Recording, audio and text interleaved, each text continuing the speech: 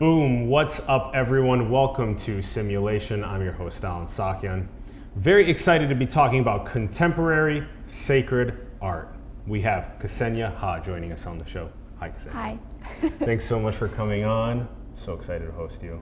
Thank you for the invitation. You're super welcome, and it was very fun attending your Be Art community event and learning more about your contemporary sacred art. When I first saw it, I was like, this takes a lot of skill and practice, and it speaks really interesting messages that we'll get to talk about today. For those that don't know Kseniya's background, she is a contemporary sacred artist whose work uses photography, 3D, and old gilding techniques to create parallel realities.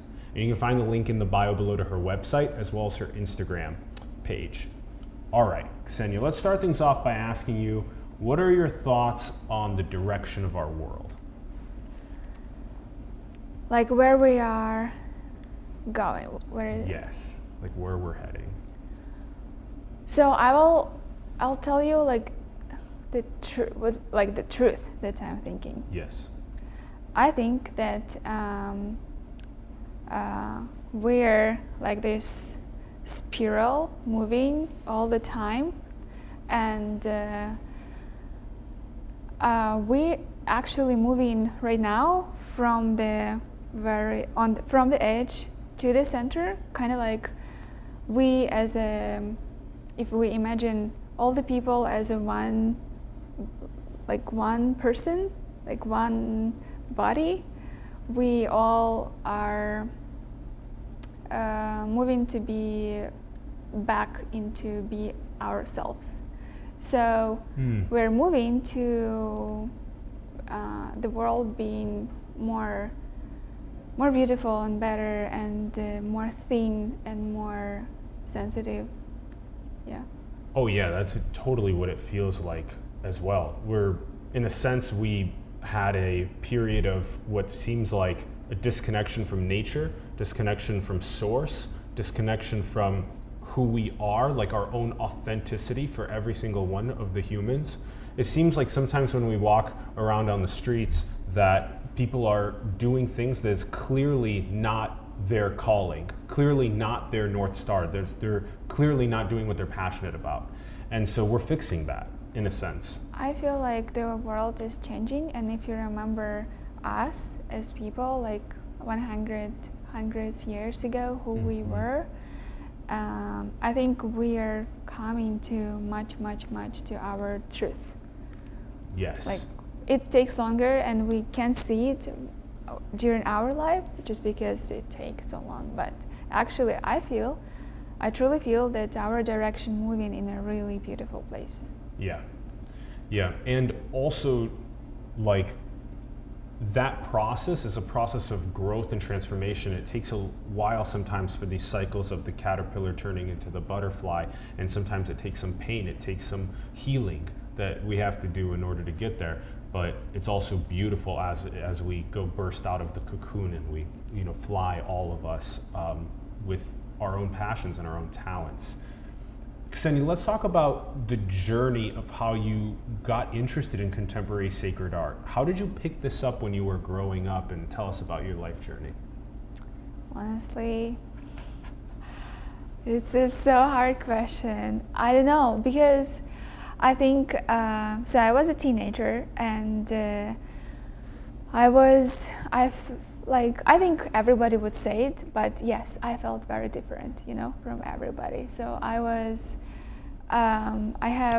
had a lot of inner worlds inside me, and I don't know, I was reading some strange books and some philosophy since I was a child, and I always felt that like I'm strange, and I need to do with this something.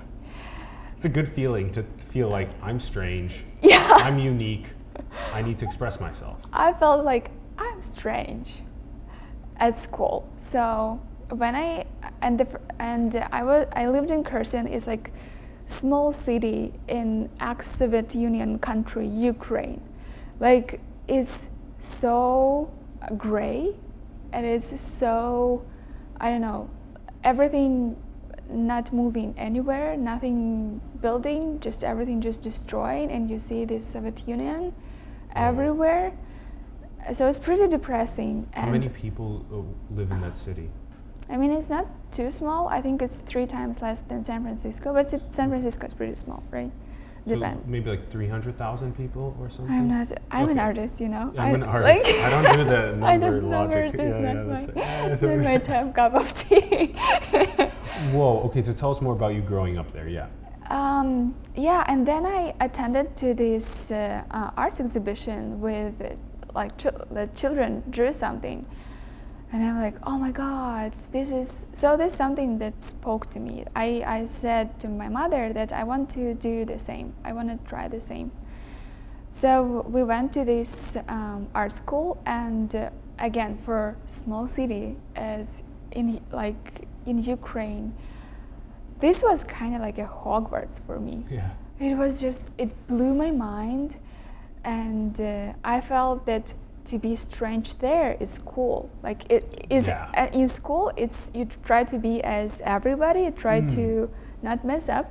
Like try to be like I'm okay. But in art school, like all this uniqueness, it actually works. And I'm like, oh my God, yay! Finally, I found it's like my place. welcomed in art school. Yeah. The more unique you are, the better. Yeah. That's cool. So I felt that, oh my God, this is my Hogwarts. This is actually there were no Harry Potter those time movies. So, but anyway, it's actually I then moved to Kiev, to capital, and then I moved here. But still, I would say. When did you move to Kiev, and when did you move to here? I moved to Kiev when I was studying at university, so like 17. Yeah, and here 3 years ago. So. Okay. 3 years ago, so like 21-ish you moved. Yeah. Okay, so how did it come up that you decided to make the move to the United States? That's a hard move. That's across the world. You know, actually, it's not not a dream, not a wish. It's just circumstances, just life brought me here with my ex-man that was in IT company, and so they had a team here in the United States, and they just invited him for 1 year, but but then we decided to, like, we didn't understand something. We need 1 year more, and then we drifted apart, unfortunately, and this is how I stayed. Okay, and then you started making art right when you got here. Or in college you were making the art? Actually, so I started from that little art school, and then I decided to stop going at school and move to college, switch to college, just to art college, just because it's like my environment and my people. And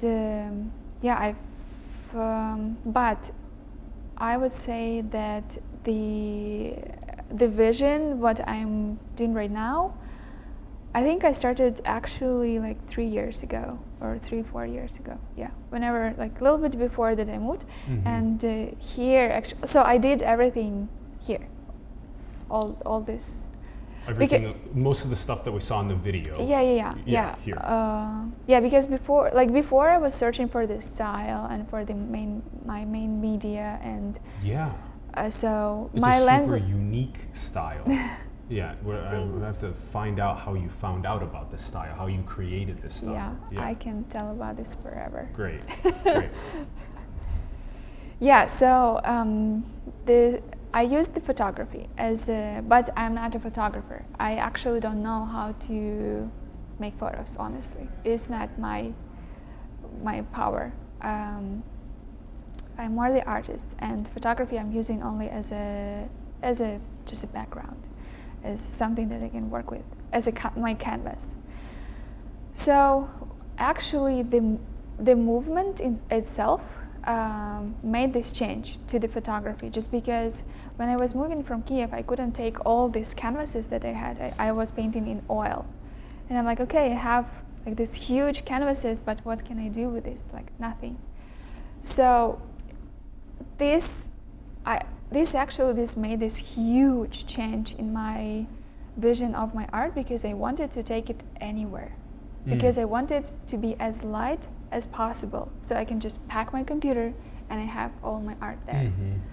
So this was one of the reasons, and another, still I was searching, right? And I came to the portraits, and right before I moved, I was studying sacred icons. You know, in Russian church, you see these icons, right? Like there's lots of sacred symbols and icons of all sorts. Yeah.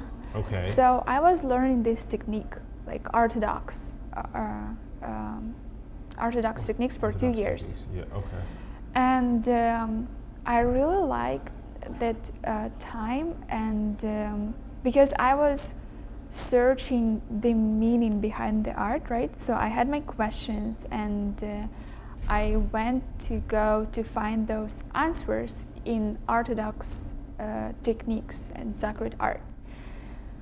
So I went there, and I was lucky enough to have really great teachers that I was questioning them, like, why would we draw this type of face? Like, how do you know that all these people look like this? Or why would we use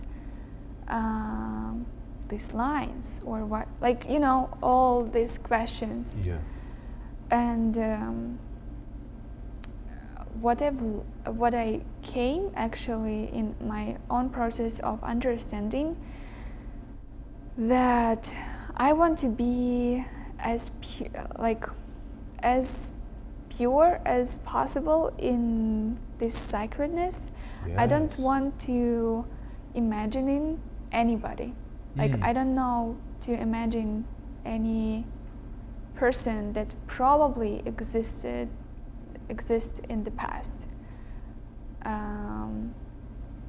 So my answer that I found, that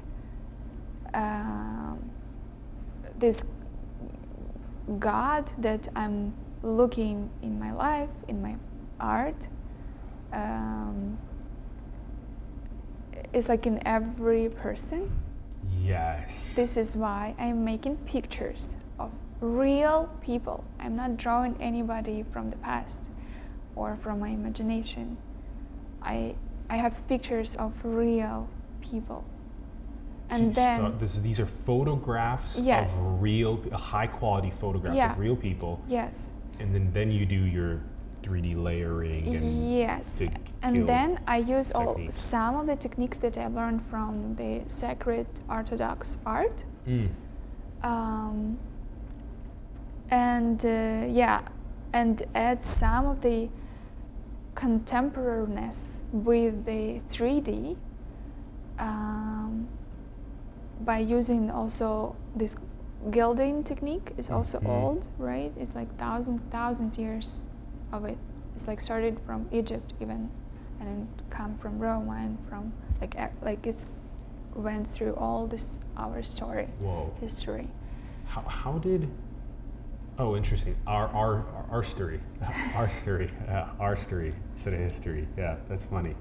Yeah, our story. I like that. Our story. Yeah. So I like that a lot. So then what is like, you know? Okay, we're gonna talk about, you know, what you were just getting at, how you got, but like, you wanted to showcase the divinity within all of us, God within all of us, and in real people, and not like seeing things from 100 or 1,000 years ago and being like, how do you know they look like that or whatever? But this is like, I'm going to take real high quality images of people. Yes. Okay, and then interesting. So you landed on this, and then did you immediately, like, how did you figure out that you wanted to do the 3D layering techniques and the guild techniques? How did you figure that out? Because I want to be, I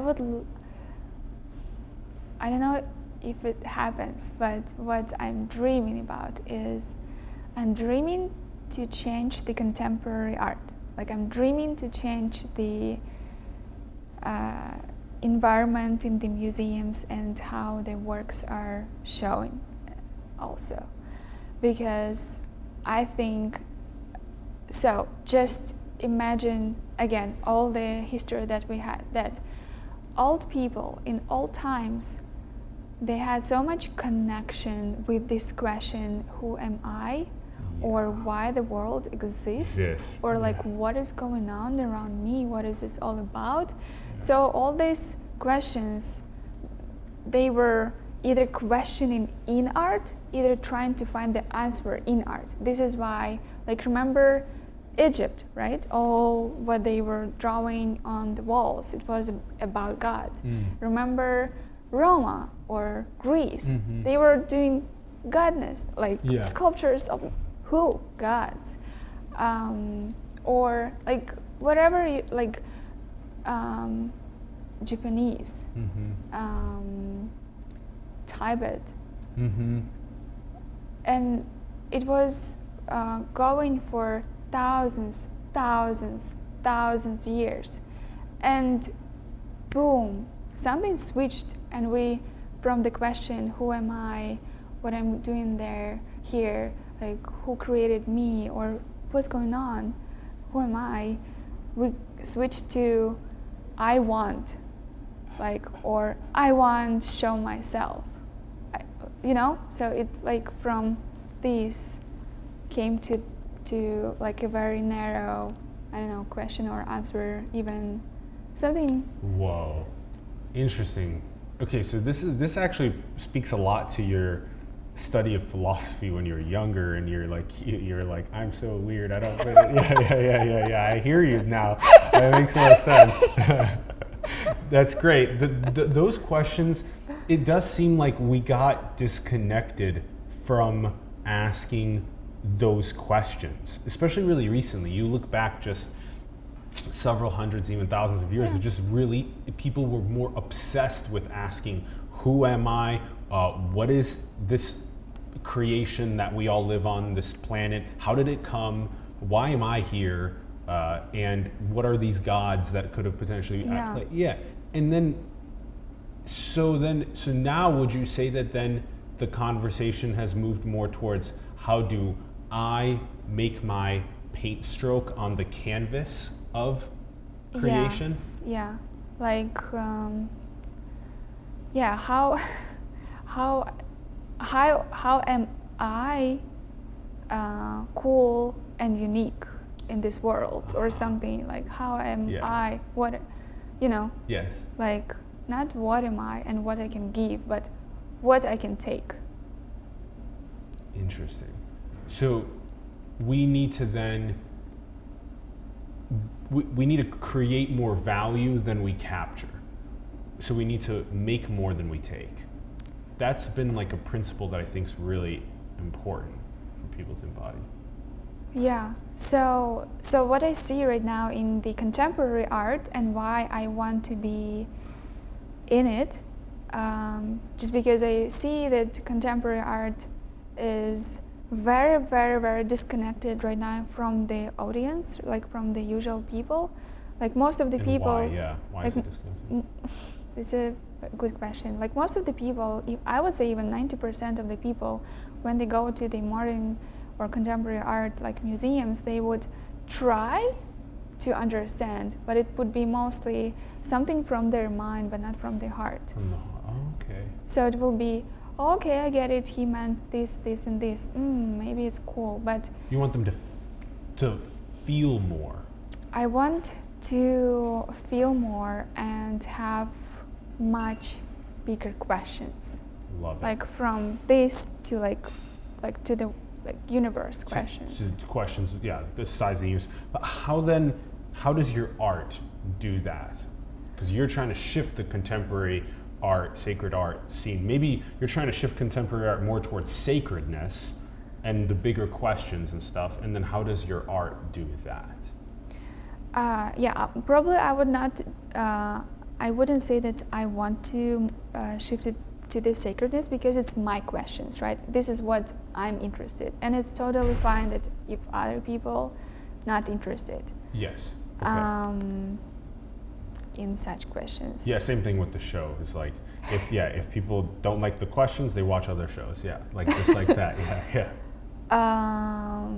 But yeah, because I see my art is it speaks to the past, and it speaks to now, and it speaks to the future.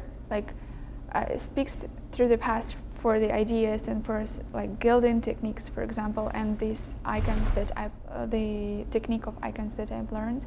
Mm-hmm.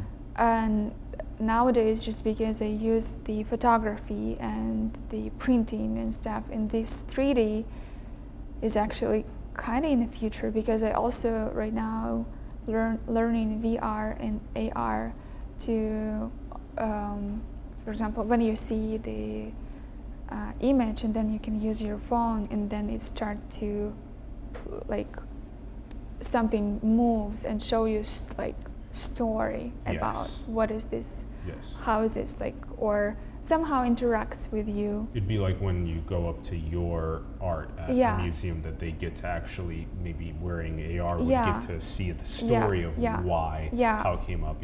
Or maybe it will be like kind of like, again, the parallel reality, that you wear these glasses and you see that actually this works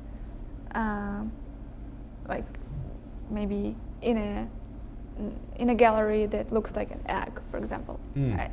Like so past, contemporary, and future. Okay. All in one. All in one. Yes. And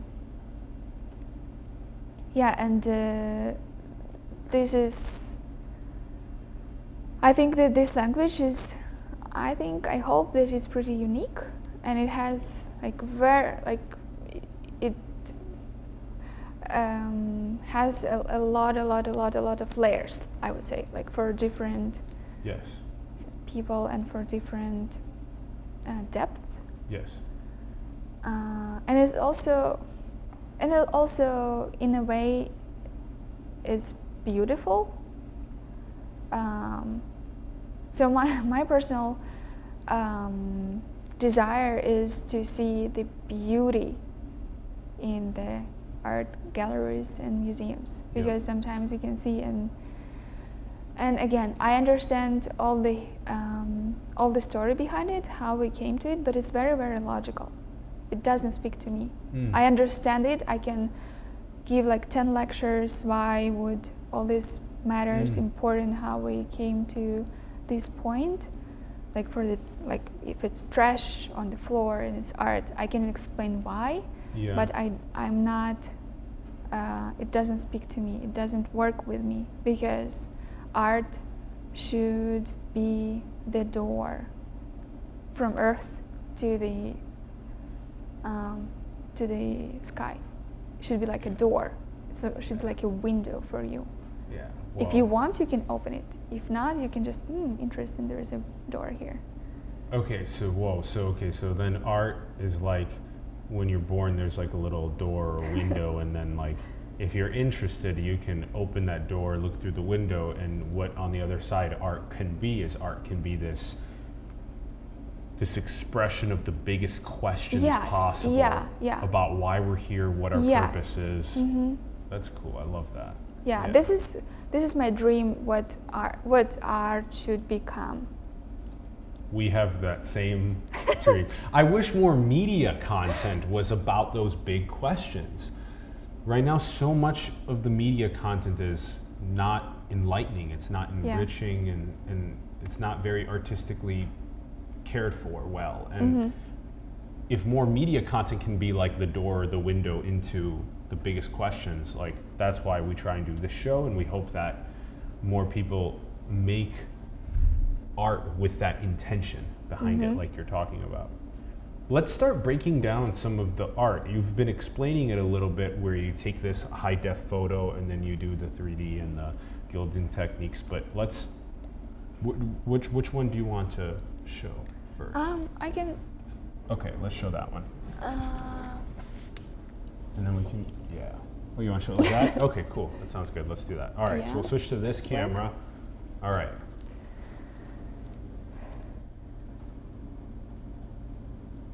Okay, go ahead and explain to us what's happening here.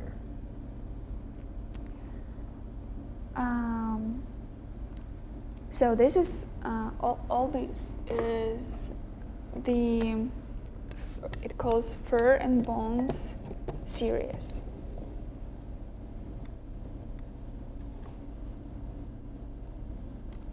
The Skull and Bones series. Fur and Bones. Oh, the Fur and Bones series. Yeah. That's right, that was what your video was called, Fur and Bones. Okay. Yeah. And yeah, start breaking it down for us. Okay, I want you to be comfortable. Let's just do this. One at a time? Okay. Yeah. You can put that one on the keyboard. Yeah. Oh, that's a good idea. Yeah. Let's do that. Okay. So this calls Fur and Bones series. And in each image, you can see either fur, either some skulls or bones. And this is kind of the idea about the duality of life, that we have our like cool part and shadow part, and both of them we need to accept and to. For example, when I only started to draw, I was drawing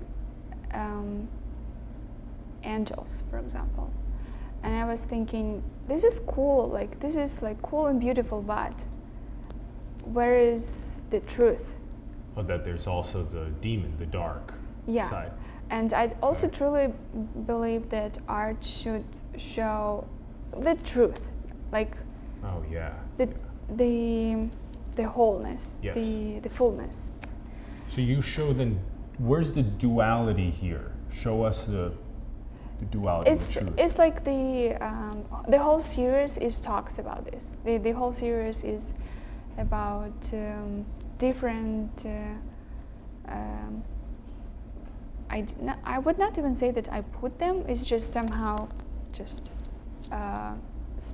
speak through them. Do you feel like the art comes through you, like it channels through you onto? I would say like,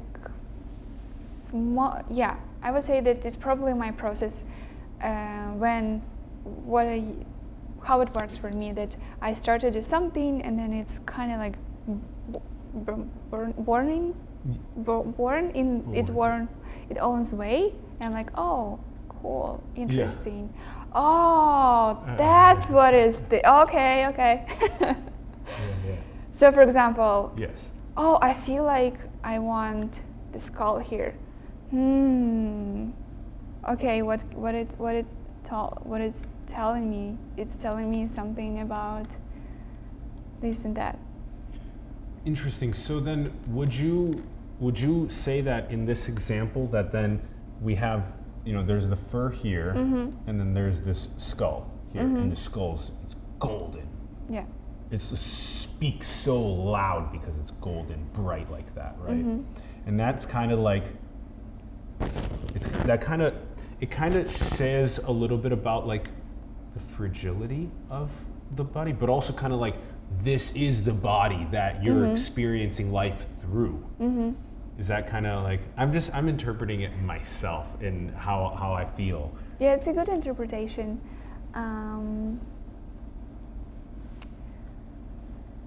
I'm trying to remember the name of this work, but I don't remember. It's something about the mind. Okay. And this one's really like, that one's very, it's kind of like on the other end of sorts of the more serene, tranquil,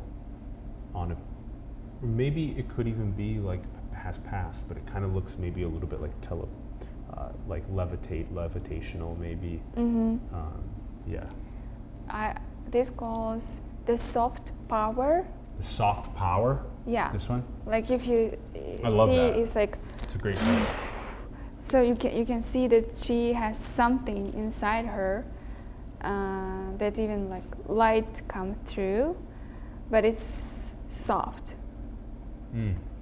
So to be powerful or strong, you shouldn't be like you can be aggressive, but you can be also soft, and it will be very powerful. It's totally true. We need more men in leadership positions around the world to tune into their sensitivities and their emotions and vulnerabilities and their spiritual selves, and women. If men did that more and tuned in deeper like that, our world would have less issues and it'd be a better place. Yeah, 100%. Yes. The case. Yeah. And it's very interesting seeing more men around the world do that, and how some of the big issues are slowly starting to get solved in that sense. So, yeah. Okay. So yeah, tell us more. We have a lot of art to show. And another layer, if you see through all the series, has the gold line inside of the work. And the gold line it's in every single piece of yours. Yeah. So that's like your signature is the gold line. One of many signatures. Yeah, totally. Yeah, it's Yeah. a very, very bright signature. It's super bright signature. Yeah. That's cool. And if you put all these series in like one after another, you would also, as you saw in the video, I was showing that this line goes from this art and then continues to this art, and whenever it finishes, if you put it in the circle, the first meets the last. Yes. Whoa. You're thinking really far in advance too when you're making them, that they have to connect like that and be able to full circle. Ooh, so then at some point you could put 8 of them in like a circle room, and then Yeah. So like that. And the door you have to walk up from the bottom, or climb a ladder. Yeah. Yeah. I have even a little file where I'm writing my ideas about the exhibitions. Yeah. For example, right now, when you go into exhibitions, it's just white walls and art. But just imagine a lot of artists do different. Not all of them. I don't want to say all. A lot of artists do different, but again, just imagine that you go inside and then boom, it's dark, and then boom, you see some sounds, and then somebody asks you to take off your shoes, and you feel that you are in the water. Yes, that's great. And then you see the light, and then you see this light goes and shows you, for example, this gold line. It could be very interactive, and it could be storytelling, and Yes. not only art on the wall, but then you can use the AR or Yes. VR to see something even through the art. Yeah, this is what the future of immersive experiences will be like. And I love how you're already thinking about that. That's so beautiful. Okay. Yeah, So let's show quick. I just want to show. So the gold, you have you have 2 lines here, and then you have a couple circles around. And then here, it's really unique that she's also holding the slash he's, or is that very clearly? He. That's a he. It's actually, it's still, for example, angels. They don't have a gender. Boom. There you go. Just like that. We're not. But it is he. Okay. So this signature is this gold line that goes in from first to the last, and it's connected, and it says that we all connected. Ooh, yeah. How we're all interconnected. Yeah. I love it. That's huge. The gold line throughout and how they connect between is important for us to understand how we're all interconnected. And it helps from human to human on the different pieces that we are so interconnected. Like right now, even though I'm physically in a body and you're physically in a body, so many people just think that that's the end. But that's just the beginning. Just like a little. It's a little tape, yeah, because the way that we're resonating together, the way that we are using words, and then how you're interpreting the words, and then what's coming from my heart and what's coming from yours, and what we're co-creating in these moments and how we're remembering these moments in time together. We're making massive imprints on each other's existence, and there's super big interconnectedness between us. Yeah. That's, yeah, like if you felt something right now, like felt some sadness, or if I felt some ecstasy or whatever, like you would feel my happiness or I would feel your sadness. There's a huge amount of, we're massively social, and I'm glad that speaks to the interconnectedness. Also, for example, I have one work. It's not here, but I like it a lot. It's a little bit creepy, but it has this angle of the face, and then the angle of the eyes. Whenever you would move in the room, it will just stare at you. I think I remember seeing it at your place. Yeah. Yeah. See, how do you do that, right? These are the questions. Do you want to show the other ones? Do you also want to show the process too? Of course. Okay. So the process. Because how the heck do you get those to look that way? Yeah. So these are some pieces that I was trying before printing all of them, and let's put them up over here. Yeah. Okay.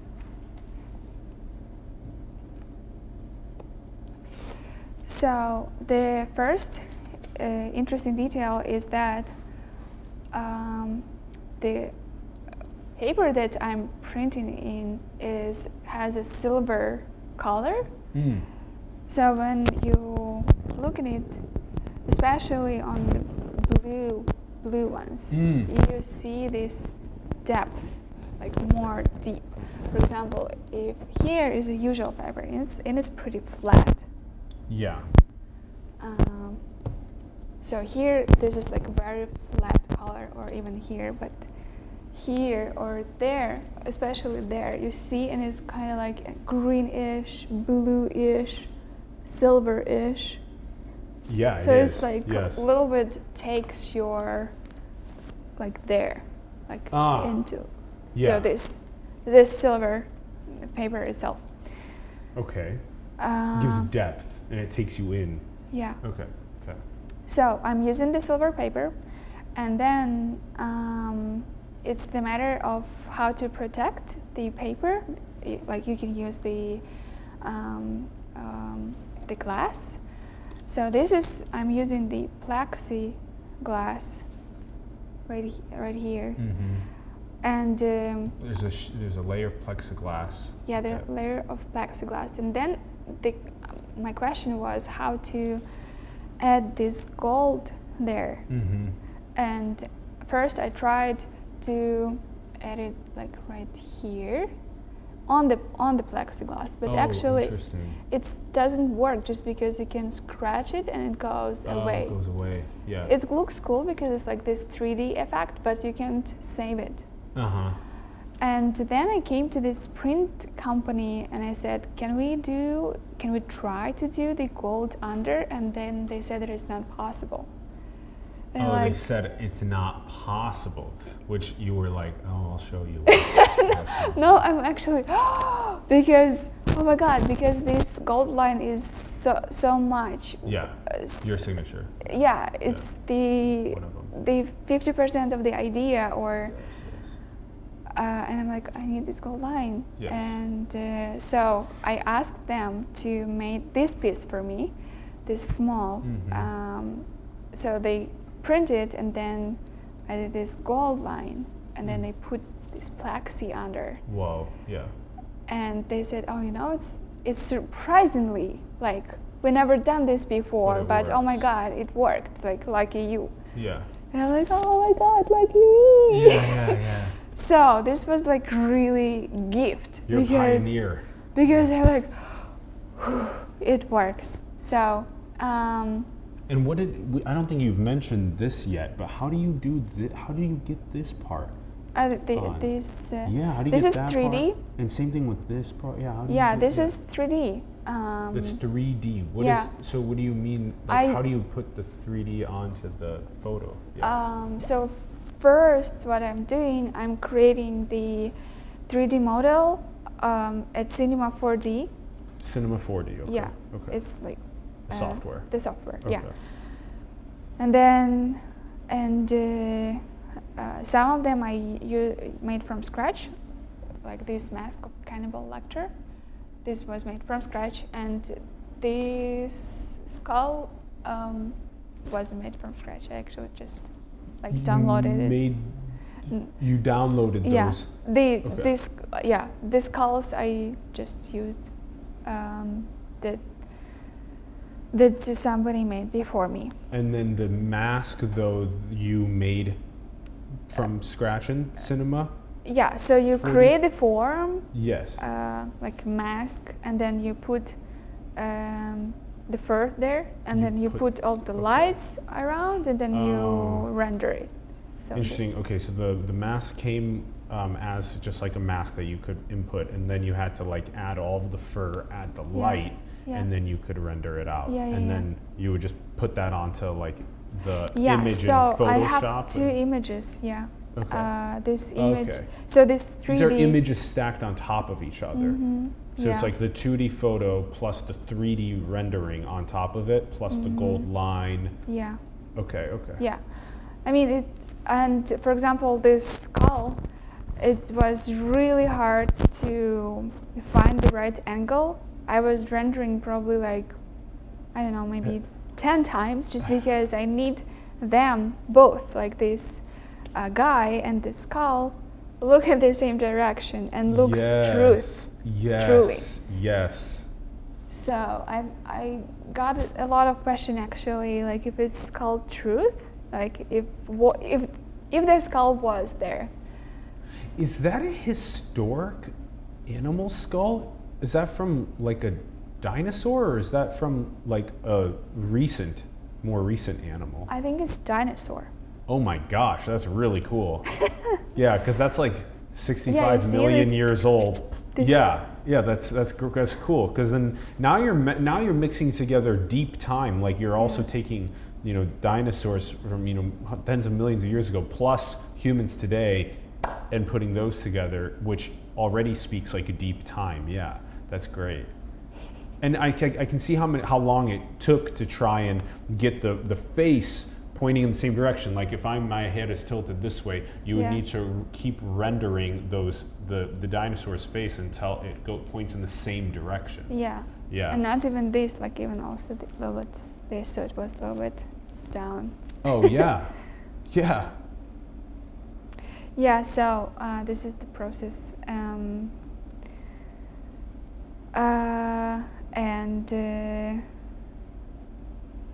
then after this gold line success,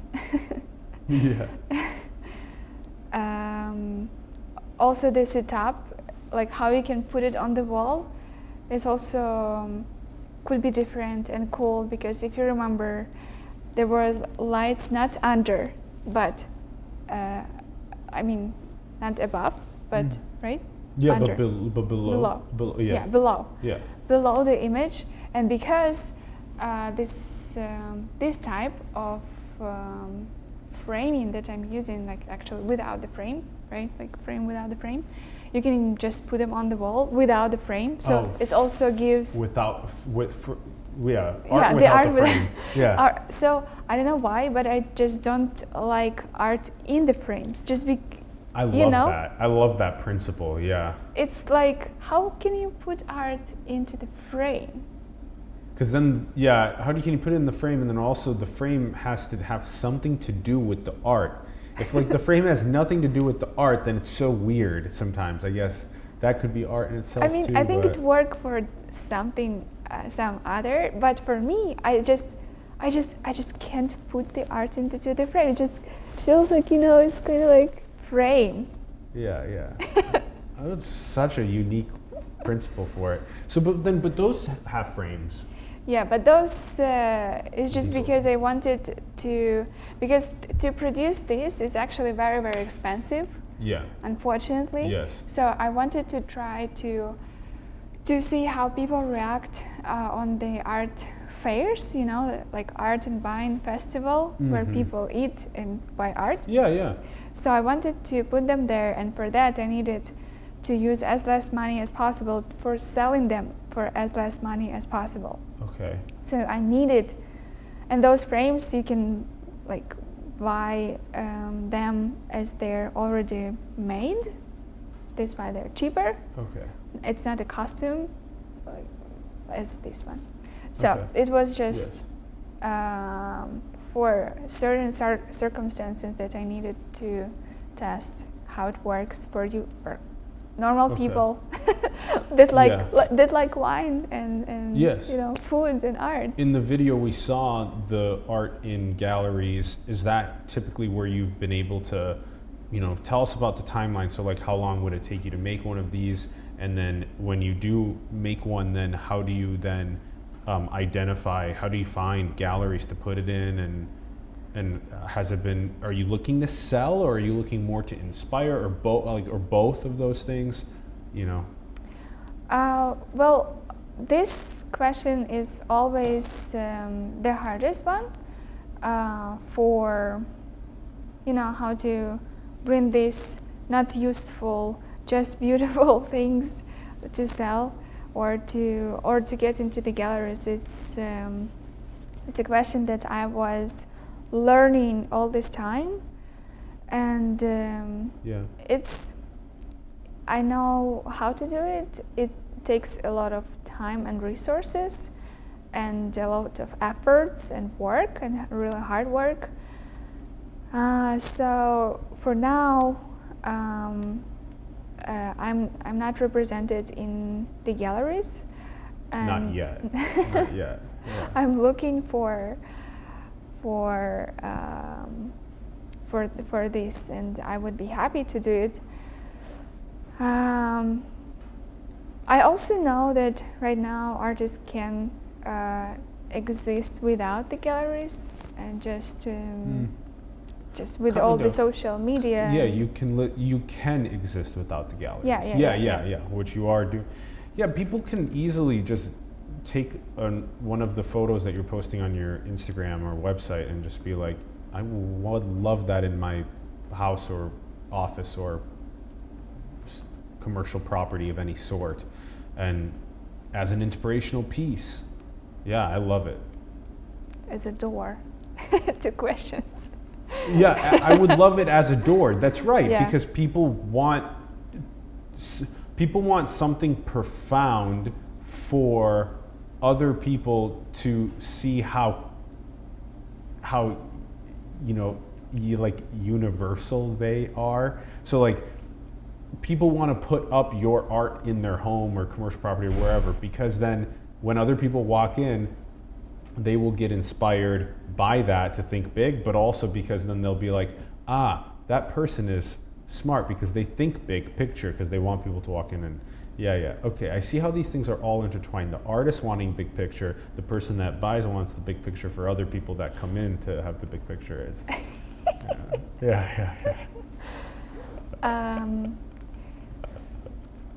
So the galleries is cool, but I also think that in San Francisco is still the city of the IT mostly. Yep. And art is like pushing away slowly, but as far as it's possible. Oh my God, Silicon Valley's so about software and bits and Silicon Valley, like venture capital, and it used to be in the counterculture era, like 50-ish years ago, it used to be a lot more art driven, and I think that's consciousness driven, and now it's like technology driven, which sometimes doesn't have consciousness embedded in it. Like, you have to be making things consciously. Art helps people awaken and make things more consciously. So like basically if art can come into Silicon Valley fast enough, it will awaken the technologists that are building technology unconsciously. And that's a massive component. So like art comes in and awakens the technologists building the technology, so they realize, well, fuck, maybe what I'm doing is not my most meaningful work, and maybe I can dedicate my brilliance to other more meaningful projects around the world. So that's huge. The Be Art community does that. Your art community does exactly that. You guys do events once a week. Yeah, every Tuesday. Every Tuesday you're doing events around different themes around art, different crafting styles. Yeah. That's huge. And if we have more of these Be Art community events happening, then people get the opportunity to get inspired and actually make with their hands and whatnot. Yeah. What other components should we talk about regarding the art? Do you want to show that process on your computer to the multi? Oh yeah. So I have, I usually delete all the versions that didn't work, but recently I was just working on this new piece.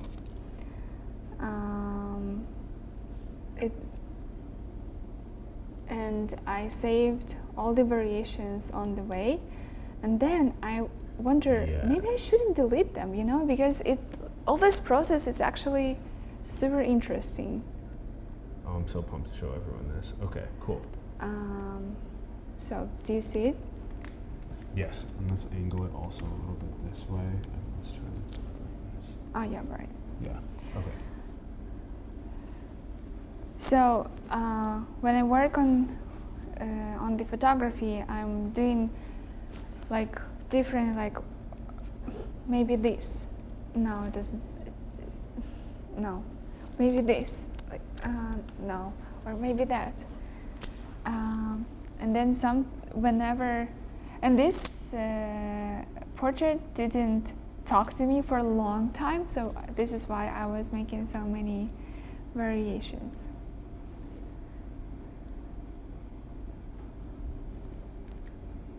Interesting. So then, what are you showing us there in those variations and iterations? Like the process of searching for like the right. For the right feeling. Like, oh, this is it. Okay. And in terms of like where you'd put like the gold and where you'd put like which person you would choose. So like which photograph you'd use of the person and which 3D addition you'd add to it and which gilding techniques you would use. Is that kind of like so you have like variations of which? Not really. It's not so conscious. It's more like more under the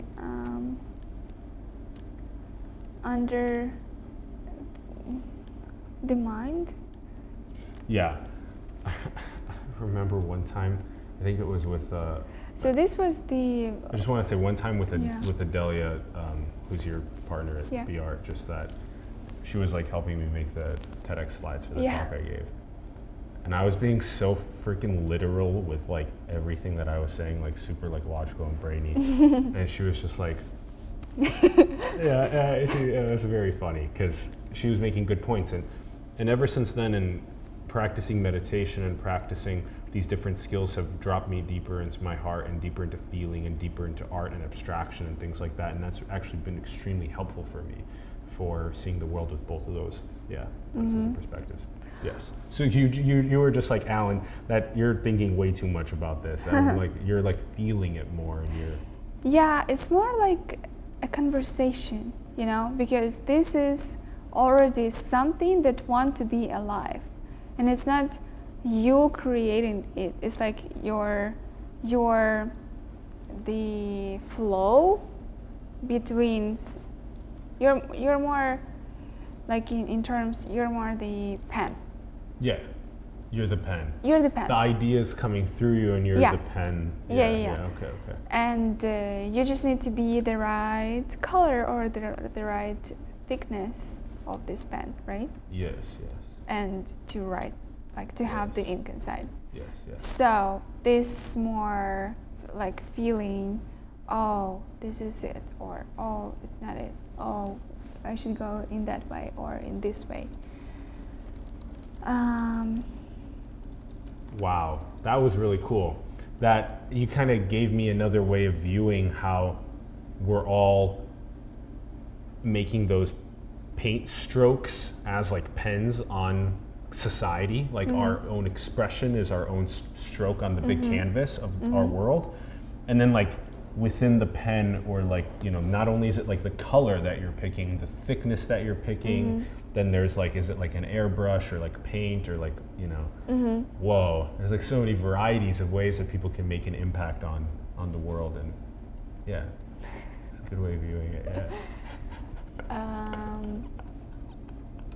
I'm such a synthesizer. I'm always synthesizing things into this big narrative that hopefully will help awaken people.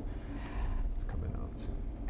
And also, what else can I say? Oh, that's on the website. Yeah, so that's on the website. Is links in the bio. Is that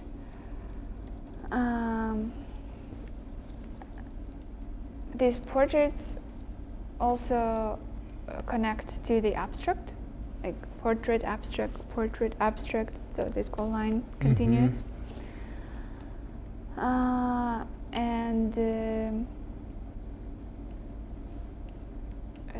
And for example, this is also in terms of duality of the world, so like two artwork together, and at the same time, if you put on the wall 3, 1, 2, 3, they work together, like portrait, abstract, and portrait, or abstract, portrait, and abstract again, or just two, abstract and portrait. So it's just this, I don't know, I'm just, sometimes it's not that I was spatially thinking about this, you know, it's just sometimes you create it and then you're like, wow, it works like that.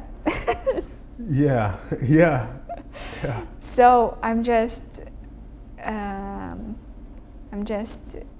saying that, yeah, this works also like that. So all these layers, when you create something and then you see, it's like when you see the movie and the director put there a lot of ideas, and you as an audience just try to guess, this. So this feels for making art feels for me that somebody through me created the movie, and then whoa. Yes. Interesting way to look at it too is the amount of time that like a director of a movie would put like all the different layers into a scene, and that's kind of like what you're doing with a piece of art. You're putting all the layers into the scene, and then people can get inspired by seeing that. Yeah. So whenever you look at the artworks, first of all, it's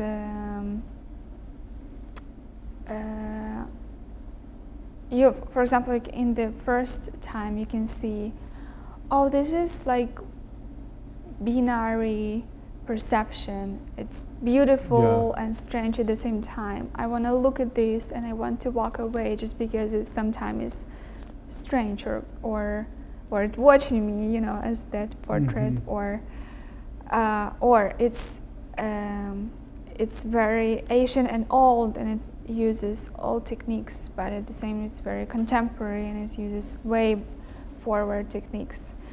Yes. And the next time you will see this fur and bones everywhere in each single piece, and you would understand that bones is about the body, our structure that we live in, and the fur is something different that we can't even express or imagine. So fur, something light, and you're like, okay, interesting. And the next time you will see I don't know, something else. Yeah. Yeah, that's like when you look at something, especially with the age too, because when you're younger, you don't know as much about the world and reality, and then when Yeah. you get older and you see it again, you're like, oh my gosh, I see it in a new light, yeah, in a new way. What we talked about the future of art a bit and how you have like this really deep drive for these immersive experiences too in the future. Like I loved the way you were describing leveraging all of the new augmented reality style technologies, but also really cool immersive experiences. Yeah, like someone's feet like landing in the water and like you can use scent, you can use touch, you can use all the sound, senses. all the senses in one. That's like, that's amazing. What else should we cover before the last questions? I think I don't know. I think we can. If you want to ask something. Yeah. Do you feel pretty good about covering a decent amount of the journey and the art? Feels like okay, cool.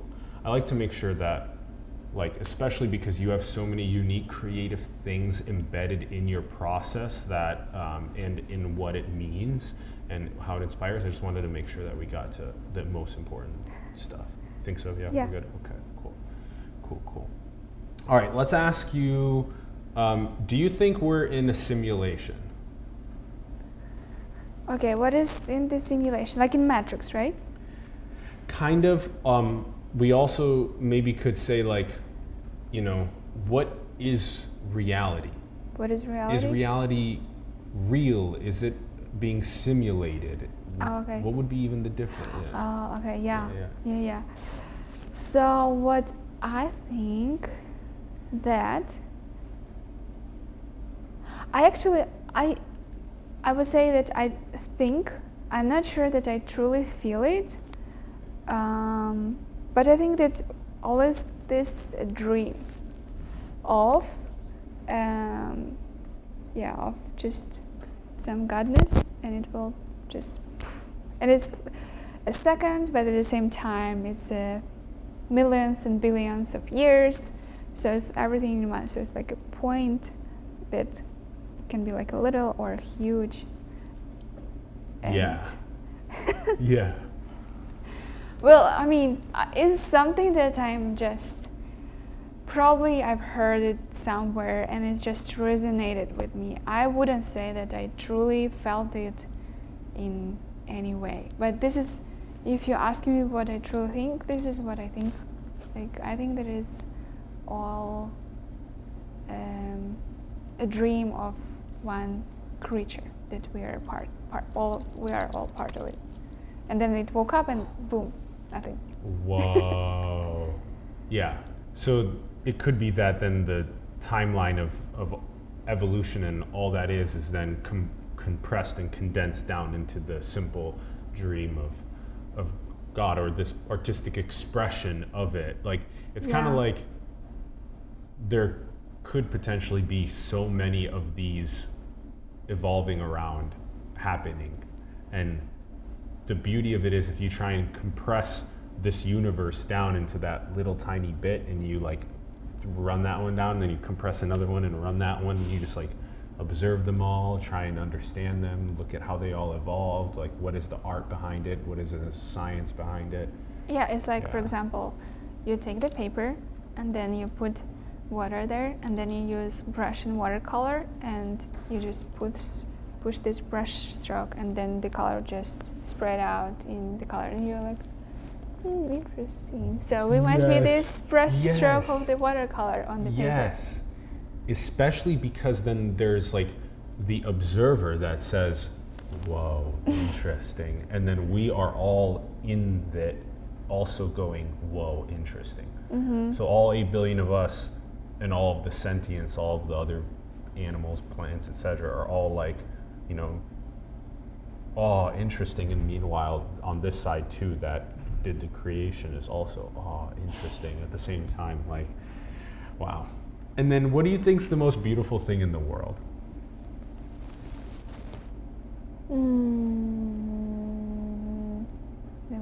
beautiful thing in the world. I don't know, I think maybe life itself, like how everything is created. Like I have this body with the blood inside and it works and I can breathe. So somehow it created, and this is the beauty, or how they saw the circulation of water in the air and ocean and everywhere. Yeah. So yeah, I think this is the beauty, is the beautiful structure of everything. Like it exists, where in our mind never can understand like how. Yeah. And this is, I think this is the beauty, like, oh my God, this exists. Yes. Oh my gosh. Yes. The fact that there is something instead of nothing, and that the something that exists has the bodies that have the heart and the organs inside that keep us alive, and the beauty of all of the cyclical processes on the planet, like the water cycles and the cycles of life. And life is so magnificently beautiful, and sometimes we get stuck in the economy and the productivity, and we don't and just like fall in love with other humans and just be like, you are a divine being that is making such coolness. And then if the other person can also reciprocate and feel similarly, I mean, it'll change our whole civilization if people start feeling that way on a moment-to-moment basis. Do you think it's possible that Yes. some people can start to feel that way, like all of them? Oh my gosh, Because- that's such a good question. Yeah. Because even I would say that in general, I feel that way, but still I am so, I have a lot of time when I fall into some fears, or like I'm not enough, or I need to do this, or I need to the gallery, I need to get to the galleries, oh my God, they're rejecting me, or maybe it doesn't work, and you just start to, so instead of your mind see all this beautiful picture, is just stuck in this very strange place and just run this circle. Well, and that's part of the challenge, is to be able to master one's own mind and stream of consciousness, because then you get less trapped in those spirals, and that's part of the experience, is learning how to master that and making it something that you care about doing and learning a lot, because then you don't end up being dragged around by emotion or other people's desires and whatnot, but you get full control of yourself, and then you get to do things like artistically express yourself, like your thing that you said about galleries. Like, there's different ways to look at it. There's the way of, oh my God, I'm not getting into enough galleries, oh my God. There's the other way, which is like, I should inquire with more galleries. That would be a good idea. And then there's the other way, which is like, it's totally cool, I'm just gonna lay back and wait until people come to me, right? So there's all different ways of looking at the same scenario, but to be in those loops of negative vortexing, we have to figure out how to meditate, we have to figure out how to take control of our thoughts so that we don't get stuck in those loops as much. And we have to figure out how to all feel more alive on a moment-to-moment basis and interconnected with each other, just like your gorgeous gold lines show us. Yeah. Kseniya, I've had such a blast. Thank you. Thank you for listening, because honestly, I not often talk like that, just because I understand that the person on the other side wouldn't resonate, or wouldn't understand. So sometimes I'm not talking about everything that I truly think, or like put or found out about my art. I would say, instead of this, I would say, oh, this is this and that, like in a very manner, like trying water in the ocean. Like, okay, I'm not going. That I just described that this is just look at this beauty. Just feel your sense when you feel the beauty and the fear. And people, oh yeah, I feel the beauty and the fear at the same time. And this is our conversation might stop in this point and not go further. Yeah. Just because I understand that it will not work. That it would be too much. So here I truly felt that I can like tell my story. And this is like very valuable. Aw, thank you. Thank you for listening. Thank you. Thank you for saying that too, because that's one of the main principles of the show, is that the guests that come on the show, for them to feel like they're coming at their best from their heart, and that they're teaching and sharing and inspiring. And that's for you to have felt like you could go and be your best is so important. And actually, you know, as you were saying that too, I also realized that there's just something about that feeling that we need more shared around the world. Like if we can take what we feel is like this big gold nugget, like if you have some gold nugget, you have a piece of wisdom and you want to go and share it with other people, sometimes you got to be very careful with who you share it with, because if you have something really inspirational and you share it with someone that doesn't get it, they might stop you from doing that inspirational thing. So like when you find people that really ask you lots of questions about your work and they're really excited and interested about it, hold them more closely and like ask them more questions. And that's like the same thing with whatever people are building around the world, is that just make sure that you're identifying people that care about what you're doing and asking them more questions about it, because these are like the people that are closer on the bell curve of like understanding you and who you are and what you care about. And so don't let necessarily people discourage you. But some other times you can be saying something that's kind of like really, like instead of progressive on the bell curve, it can be like regressive on the bell curve. And if it's like saying something about we should still enslave people, right? And it's like, no, horrible idea, bad idea, like, you know, so yeah, I've had so much fun learning about you and your art. Thank you, Kseniya, for coming on the show, teaching us. Thank you so much for coming on. Yeah, thank you for inviting and asking. Super welcome. And I'm really grateful that we had the beautiful pieces to share with you guys. Thank you so much for tuning in. We greatly appreciate it. We'd love to hear your thoughts in the comments below on the episode. Let us know what you're thinking.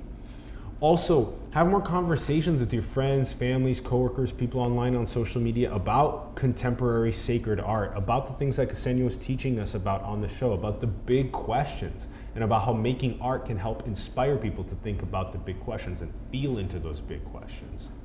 And make art like that yourselves. Check out the links in the bio below to her website and her Instagram page. Go and support her. And also support the artists and entrepreneurs, spiritual leaders, organizations around the world that you believe in. Support Simulation. Help us grow as well. Our Patreon, our cryptocurrency, our PayPal link is down there. And also you can design cool merch and get paid. All those links are down there.